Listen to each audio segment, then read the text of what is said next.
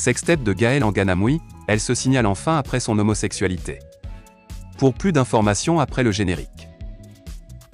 Avant de commencer, n'oubliez pas de vous abonner et d'activer la cloche de notification car cela va vous permettre de ne plus manquer à nos prochaines vidéos. C'est parti!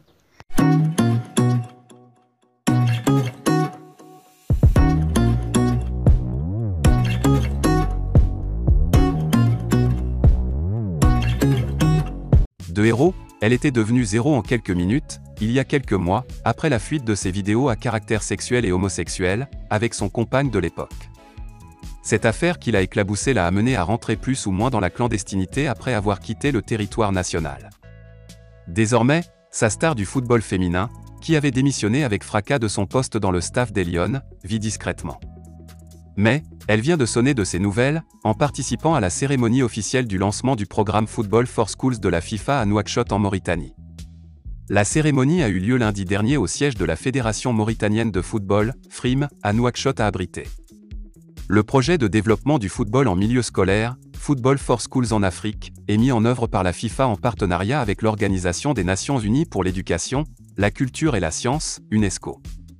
Le projet vise à élever, en collaboration avec les autorités et les parties prenantes, le niveau d'accès des jeunes au football en intégrant des activités liées au ballon rond dans le système éducatif, afin de contribuer à l'éducation et l'autonomisation de 700 millions d'enfants à travers le monde.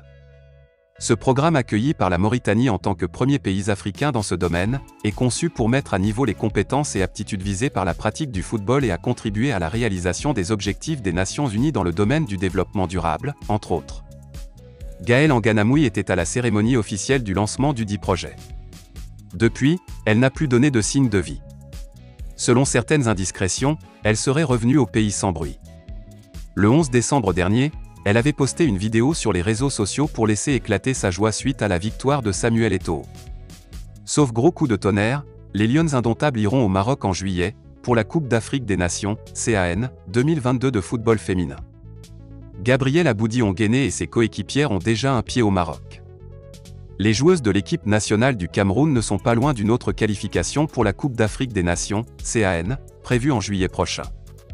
Les Lions indomptables ont rempli une partie de la formalité ce vendredi en écrasant la Gambie au stade omnisport Amadou Ahidjo de Yaoundé, 8-0, en match aller du dernier tour. Abonnez-vous pour plus d'actualités. Merci.